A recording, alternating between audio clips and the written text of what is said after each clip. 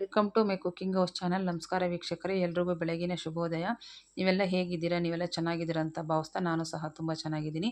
ಬನ್ನಿ, ಇವತ್ತು ನಾನು ಡಿಫ್ರೆಂಟಾಗಿ ಮಾವಿನಕಾಯಿ ಪಾನಿಪುರಿ ಮಾಡೋದನ್ನು ತೋರಿಸ್ಕೊಡ್ತಾ ಇದ್ದೀನಿ. ಈಗ ಬನ್ನಿ ರೆಸಿಪಿ ನೋಡೋಣ. ಇಲ್ಲಿ ಒಂದು 5 ಒಣಮೆಣಸಿನ್ಕಾಯನ್ನು ಹಾಕ್ಕೊಂಡು ಇದಕ್ಕೆ ಒಂದು ಅರ್ಧ ಸ್ಪೂನು ಸೋಂಪು ಕಾಳು, 1 ಸ್ಪೂನು ಜೀರಿಗೆ, 1/4 ಸ್ಪೂನು ಮೆಣಸನ್ನು ಹಾಕ್ಕೊಂಡು ಹುರಿದು ಇದನ್ನೆಲ್ಲ ಜಾರಿಗೆ ಹಾಕ್ಕೊಂಡಿದ್ದೀನಿ.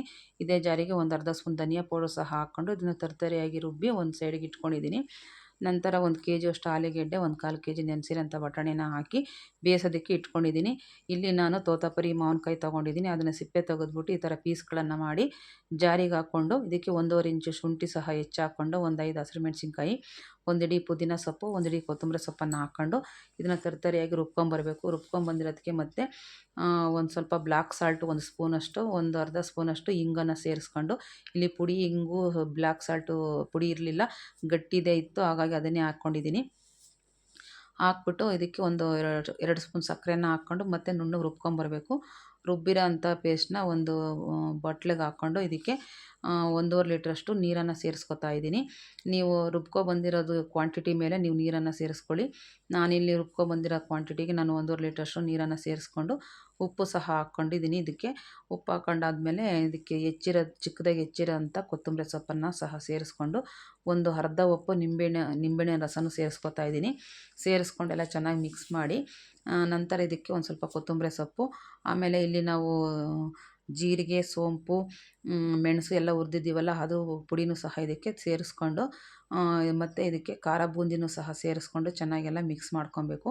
ಮಿಕ್ಸ್ ಮಾಡಿಕೊಂಡೆ ಇದು ಪಾನಿ ರೆಡಿ ಆಗುತ್ತೆ. ಆಮೇಲೆ ಇದಕ್ಕೆ ಐಸ್ ಕ್ಯೂಬ್ ಸಹ ಒಂದು 4-5 ಐಸ್ ಕ್ಯೂಬನ್ನು ಹಾಕಿ ಸೈಡ್ಗೆ ಎತ್ತಿಟ್ಕೊಬೇಕು. ಇದೆಲ್ಲ ಮಾಡೋ ಅಷ್ಟರಲ್ಲಿ ಅಲ್ಲಿ ಆಲೂಗೆಡ್ಡೆ ಎಲ್ಲ ಬೆಂದಿದೆ. ಅದನ್ನು ತೆಗೆದ್ಬಿಟ್ಟು ಆಲೂಗೆಡ್ಡೆ ಎಲ್ಲ ಸಿಪ್ಪೆ ತೆಗೆದು ಅದನ್ನೆಲ್ಲ ಒಂದು ಬಾಣಲೆಗೆ ಹಾಕ್ಕೊಂಡು ಎಲ್ಲ ಸ್ಮ್ಯಾಶ್ ಮಾಡಬೇಕು.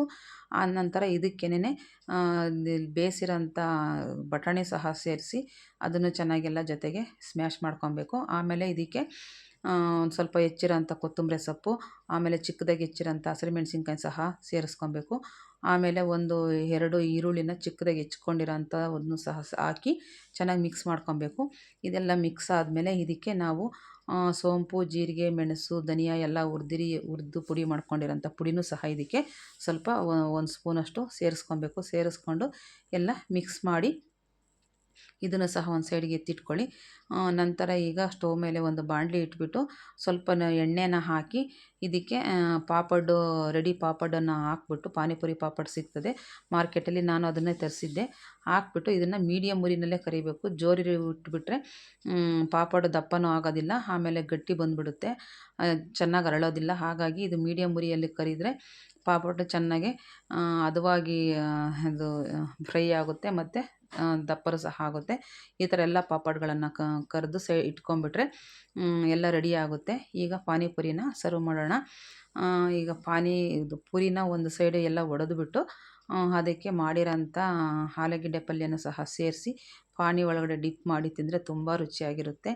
ಇದು ನಾನು ಹೊಸ ರೆಸಿಪಿನ ಟ್ರೈ ಮಾಡಿದೆ, ಹೇಗಿದೆ ಅಂತ. ಮಾವಿನಕಾಯಿ ಸೀಸನಲ್ಲ ಈಗ, ಮಾವಿನಕಾಯಿ ಸೀಸನಲ್ಲಿ ಇದು ಪಾನಿಪುರಿ ಮಾಡಿ ನೋಡೋಣ ಅಂತ ನೋಡಿದೆ, ತುಂಬ ರುಚಿಯಾಗಿತ್ತು. ಹಾಗಾಗಿ ನಿಮಗೂ ಹೇಳ್ಕೊಡೋಣ ಅಂತ ಹೇಳ್ಕೊಟ್ಟಿದ್ದೀನಿ. ನೀವು ಒಂದು ಸತಿ ಮನೇಲಿ ಟ್ರೈ ಮಾಡಿ ನೋಡಿ, ಹೇಗಿದೆ ಅಂತ ನನಗೆ ಹೇಳಿ.